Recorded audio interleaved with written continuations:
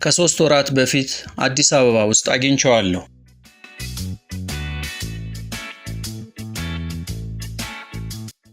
አዲስ አበባ 5 ኪሎ አካባቢ በሚገኘው በተለምዶ ውልና ማስረጃ እየተባለ የሚጠራው መስሪያ ቤት ፎቅ ላይ ከሚገኝ ከአንዱ ቢሮ ደጃፍ ለጉዳያቸው የመጡ ሰዎች መተላለፊያው ላይ ጥግ ይዘው እንደቆሙ ስማቸው እስከሚጠራ ይጠባበቃሉ። ዶክተር ጥላሁን ከቢሮው ውስጥ ባለ ጉዳዮችን በቅልጥፍና የምታስተናግደው አንዲት ትጉህ ሰራተኛ ተጣራች። አቤት ብሎ ገባ ዶክተር ጥላሁን። በኬሚስትሪ የዶክትሬት ዲግሪ ያለው ጥላሁን ተራ ከሚጠብቁት ባለ ጉዳዮች አንዱ ነበር። ስሙ ወደ ተጠራበት ቢሮ እንደገባ የጽህፈት ቤቱ ሰራተኛ ቀና ብላ አየችውና በጥያቄ አዘል ድምጸት ዶክተር ጥላሁን ገሰሰ ስትል ጠየቀችው። ኖ ዶክተር ጥላሁን ገሰሰ አይደለሁም። ዶክተር ጥላሁን በስመ ሞክሼ መሳሳቱን ተረድቶ ከቢሮዋ ሊወጣ ሲል አስተናጋጇ ድጋሚ ተጣራች። ዶክተር ጥላሁን ገሰሰ? አቤት አለች አንዲት ለቦታው እንግዳ የማትመስል ሴት።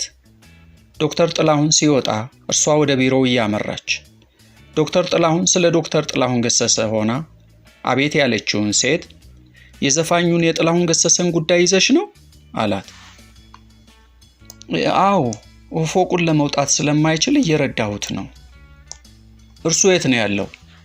ምድር ነው፣ ካፌው ፊት ለፊት መኪና ውስጥ። አረ እሺ ሄጄ ሰላም እለዋለሁ።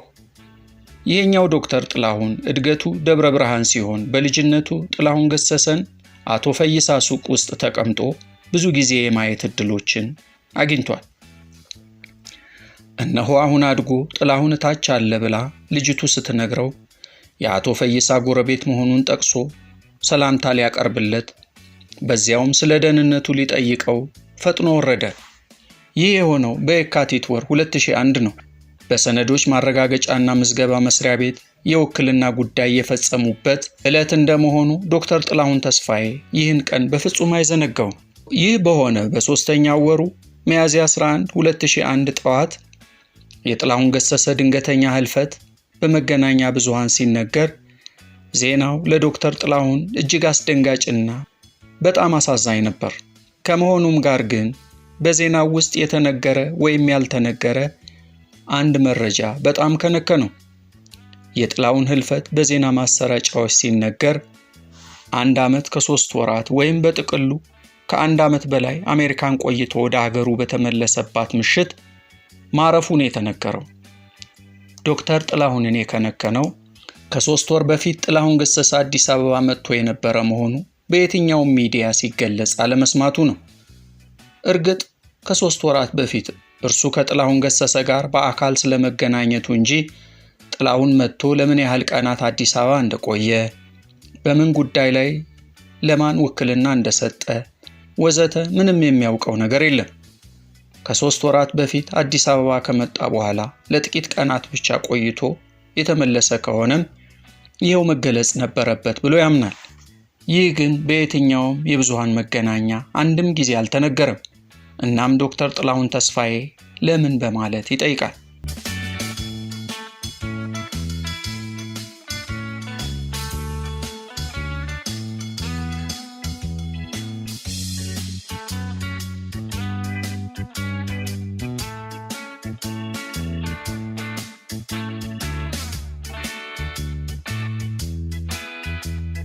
እንደ አውሮፓውያን አቆጣጠር ኤፕሪል 25 ቀን 2010 ዋሽንግተን ዲሲ በሚገኘው ማሪዮት ሆቴል በአርቲስት ታማኝ በየነ አስተባባሪነት በተዘጋጀ የ1ኛ ዓመት የጥላሁን መታሰቢያ ልዩ ዝግጅት ላይ ታማኝ ጥላሁን ለመጀመሪያ ጊዜ ሊያሳትም በነበረው ሲዲ ውስጥ ለማካተት ሲያጠናቸው ከነበሩት ዜማዎች ውስጥ ቆሜ ልመርቅሽ የሚል ርዕስ ያለውን ዜማ ለታዳሚው አሰምቷል።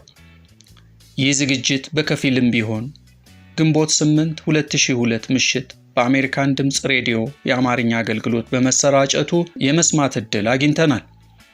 ከዚህ በመነሳት ጥላሁን በመጨረሻ ሊያሳትም ሲዘጋጅበት በነበረው ሲዲ ውስጥ ካካተታቸው ዜማዎች ውስጥ ይህ መጽሐፍ እስከታተመበት ጊዜ ድረስ የታማኝ በየነ ድምፅ ተደርቦበት በመድረክ ሲቀርብ በሬዲዮ ተቀርጾ በጆሮአችን ያደመጥነው የጥላሁን የመጨረሻ ዘፈን ራሱ እያዜመ ሲያጠናው የተቀረጸው ቆሜ ልመርቅሽ ነው ማለት ይቻላል። ሌሎች ሲያጠናቸው የተቀረጹ ግን ያላደመጥናቸው ዜማዎች መኖራቸው እንደተጠበቀ ሆኖ ጥላሁን በሕይወት ሳለ በውብ ድምፁ ያንጎራጎራቸው የቆሜ ልመርቅሽ ወይም ከፊል ስንኞች እንዲህ ይላሉ። ቆሜ ልመርቅሽ ተቀበይኝማ ሕይወትን መርቀሽ ከሰጠሽኝ እኔማ ይህ ቀረኝ የምለው የሚቆጨኝ በዓለም ኢትዮጵያ ዕድሜ ላንቺ ያላየሁት የለም። አንገትሽ ራስሽን ችሎ ልየውና ማግስቱን ይውሰደኝ 10 ሞት ይምጣና እማማ ካረግንልሽ በላይ እማማ የምታዝኝልን መጠሪያ እናታችን አንቺ ኑሪልን። ለዚህ ግጥም የተሰራለት ዜማ ውብ ሲሆን ጥላሁንም በጣም ጥሩ አድርጎ ተጫውቶታል። በጥላ ከለላይ ኢትዮጵያ ሀገሬ በይፋ የተጀመረው የጥላሁን የግማሽ ምዕት ዓመት የሙዚቃ ሕይወት በቆሜ ልመርቅሽ ተደመደመ። የጥበብ ሕይወቱን ስለ እናት ኢትዮጵያ እየዘመረ አሟሽቶ፣ ስለ እናት ኢትዮጵያ እየዘመረ ኖሮ፣ ስለ እናት ኢትዮጵያ የዘመረ ውብ ድምፁን፣ ጣፋጭ ቅላጼውን፣ አቻ ያልተገኘለት የመድረክ አቀራረብ ጥበቡን አሻራ እንዲሁም ልዩ የሀገርና የሕዝብ ፍቅሩን አውርሶን ሄደ። ይህን ሰው ከቶ እንዴት ልንረሳው ይቻለናል? ተፈጸመ። ክብረት ይስጥልን ዘከርያ መሐመድ።